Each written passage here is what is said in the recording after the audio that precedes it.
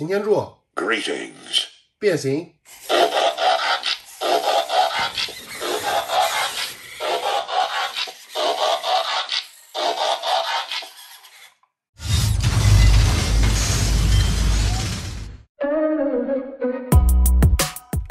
变形金刚，相信常看我们节目的观众都是再熟悉不过了。但是那些很多呢，都是需要手动变形的，虽然很好玩，但总感觉缺了点什么。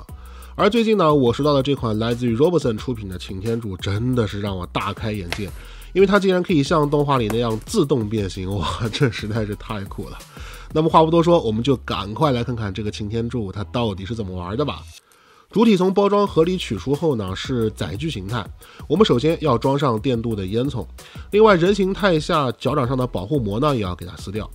那整体来看呢，对于记忆动画形象的还原度还是可以的。所有的外部装甲呢，都进行了金属色喷涂，没有塑料原色的外露。该用到透明零件和电镀件的地方呢，也都有用上。轮胎部分呢，也是橡胶的，所以说外观上质感的表现还可以。翻下前保险杠的零件呢，就能看到充电口和 USB 接口了。前者可以充电，后者可以通过数据线连接电脑传输文件。那开关呢，是被坐在的车顶，长按5秒后呢，就会启动。Greetings, friend. I am Optimus Prime. 那你可以发现启动时的声光效果还是很不错的，特别是这个声效，喇叭的音质很好，而且这款产品的语音啊，全部都是由擎天柱的御用配音师彼得库伦所配的。另外，在未通电状态下车身松散的问题，通完电之后呢，也能够得到有效的解决。同时，这个时候我们就可以对擎天柱呢进行语音控制了。擎天柱 Greetings. 变形。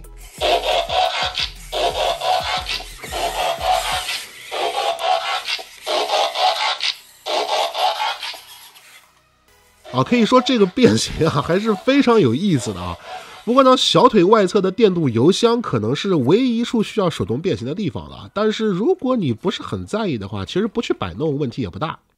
那么变形完成后呢，我们来看一下这个造型啊，和 MP10 对比下后呢，就能发现不仅是体积非常巨大，而且在造型上呢，应该是有一些借鉴的地方的。所以本品虽然是一款能自动变形的玩具，但是体型的把控也还是相当不错的。全身上下除了腰部的轮子无法完美收纳之外呢，基本是没有什么大的破绽的。单看这个人形啊，也挺帅的。另外有意思的是，你会发现他站立的时候呢，上半身的电机啊还会工作，以此来产生一些微微的动作。那这样看起来呢，擎天柱就好像是活生生的站在你面前啊，并不是一个呆板冰冷的机器。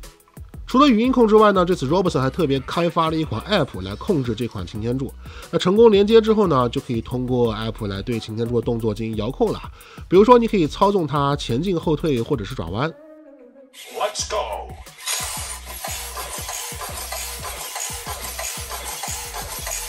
Optimus Prime reporting for duty.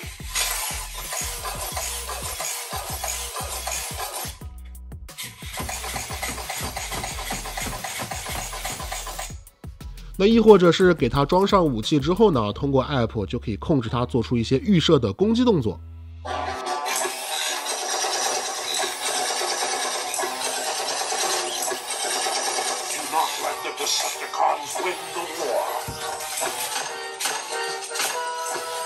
而且呢，因为有音效甚至是 BGM 的加成，所以当擎天柱摆出这些动作的时候呢，还是挺有代入感的。当然你也可以通过 App 来遥控它变形啊。顺带一提，在载具模式下搭配 App 呢，这就是一辆遥控车，有没有？真的是太好玩了。Let's roll. Optimus Prime reporting for duty. Let's roll. 同时呢，在 App 里还有很多有趣的预设动作可以尝试，比如说什么俯卧撑啦。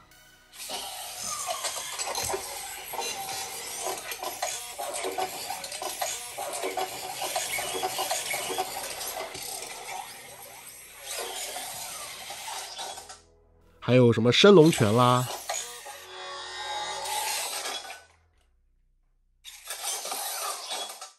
亦或者是我最喜欢的砸地 pose 啊，这款擎天柱都能做出来，真的是很有意思。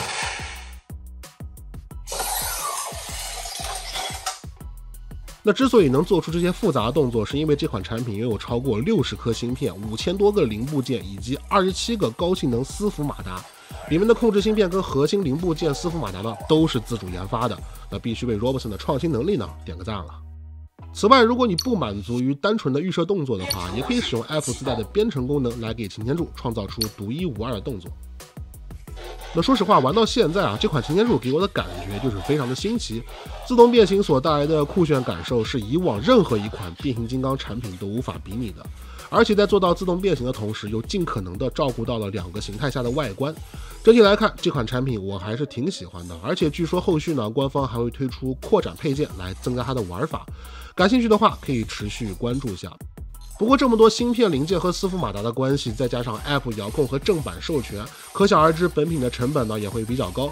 官方定价6999元，即便是预售价也要4699元，这也注定了它不可能是一个亲民的产品。但无论如何，它的出现呢，都给这个略微缺乏新意的魔玩市场注入了一丝新的生机。那对此，屏幕前的你又是怎么看的呢？OK， 以上便是本期节目的全部内容了。喜欢视频的话，请多多3连支持，你的支持对我非常重要。同时也不要忘了关注或订阅我们的视频频道。那么我们下期再见，拜拜。